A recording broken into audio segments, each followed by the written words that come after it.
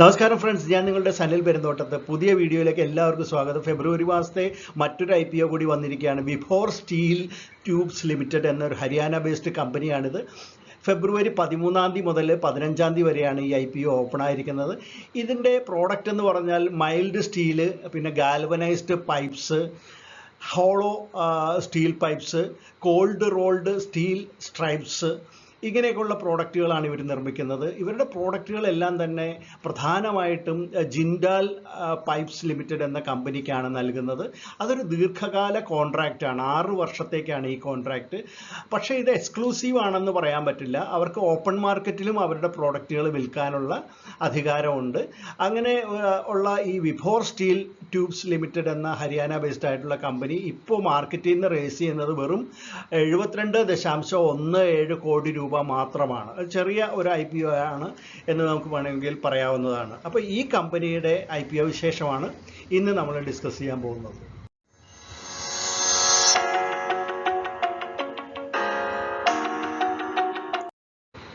Vibhor steels and tubes limited 20 വർഷത്തിലേറെ പാരമ്പര്യമുള്ള ഒരു കമ്പനിയാണ്. ഇവർ സ്റ്റീൽ പൈപ്സും ട്യൂബ്സും മാനുഫാക്ചർ ചെയ്യുകയും എക്സ്പോർട്ട് ചെയ്യുകയും ആണ് ചെയ്യുന്നത്. അത് കൂടാതെ നമുക്ക് നേരത്തെ പറഞ്ഞ പോലെ തന്നെ ജിൻഡാൽ പൈപ്സ് എന്ന കമ്പനിക്ക് അവർ ജിൻഡാൽ സ്റ്റാർ എന്ന ബ്രാൻഡ് നെയിമിൽ ഒരു വർഷം ഏകദേശം 1 ലക്ഷം മെട്രിക് ടൺ പ്രോഡക്റ്റുകളാണ് ജിൻഡാൽ പൈപ്സിന് നൽകിക്കൊണ്ടിരിക്കുന്നത്. അത് സ്ക്വയർ ടൈപ്പ്, റൗണ്ട്, റെക്ടാങ്കുലർ, അങ്ങനെയൊക്കെയുള്ള പല ഷേപ്പിലുള്ള സ്റ്റീൽ പൈപ്പുകളും ട്യൂബ്സുമാണ് കമ്പനി നിർമ്മിച്ച് നൽകിക്കൊണ്ടിരിക്കുന്നത്. അപ്പോൾ നേരത്തെ പറഞ്ഞ പോലെ തന്നെ ജിൻഡാൽ പൈപ്സിന് മാത്രമല്ല, അവർ ഓപ്പൺ മാർക്കറ്റിലും മറ്റു കമ്പനികൾക്കും ഇത്തരത്തിൽ അവരുടെ പ്രോഡക്റ്റുകൾ വിൽക്കുന്നുണ്ട്.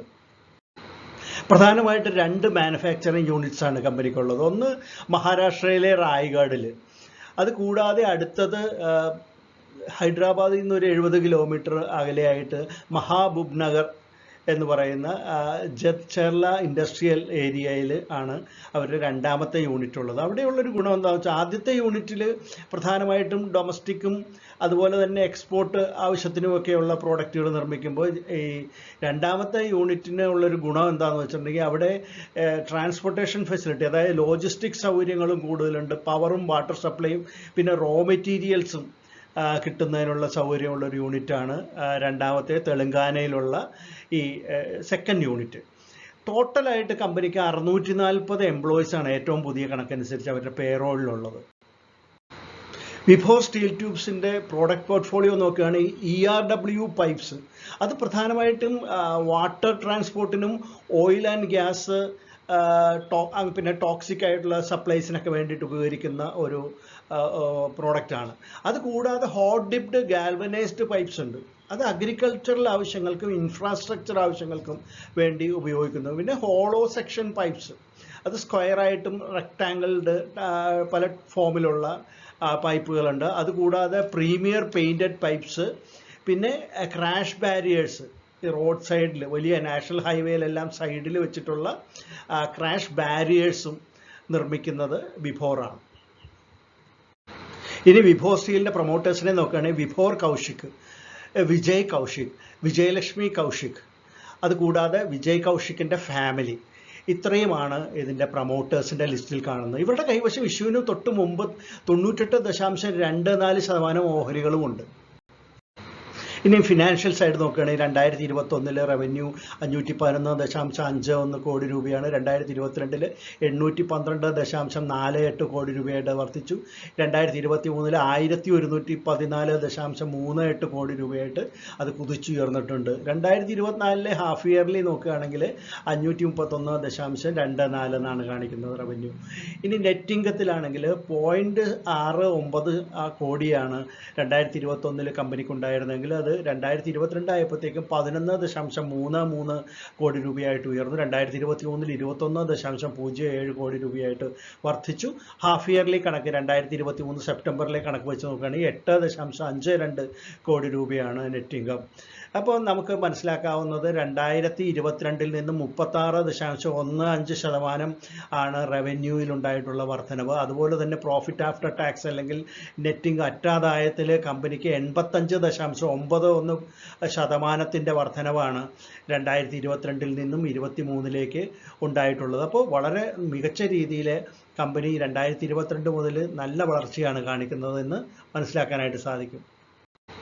ഇനി കീ ഇൻഡിക്കേറ്റേഴ്സ് നോക്കുകയാണെങ്കിൽ EPS 14.85, P ratio 10.17 return on net worth 22.6%, NAV 65.71 per share എന്നുമാണ് കാണിക്കുന്നത്. പിന്നെ കമ്പനിയുടെ IPO 72.17 കോടി രൂപയുടെ ആണ് എന്ന് നമുക്കറിയാം. ഇത് എന്തിനു വേണ്ടി കമ്പനി ഉപയോഗിക്കുന്നു എന്ന് ചോദിക്കുകയാണെങ്കിൽ ഫ്രഷ് ഓഹരികളാണല്ലോ എല്ലാം തന്നെ, ഒന്നും തന്നെ ഓഫർ ഫോർ സെയിൽ ഇല്ല. അപ്പം മുഴുവനായിട്ടും കമ്പനിയിലേക്കാണ് പണം വരുന്നത്.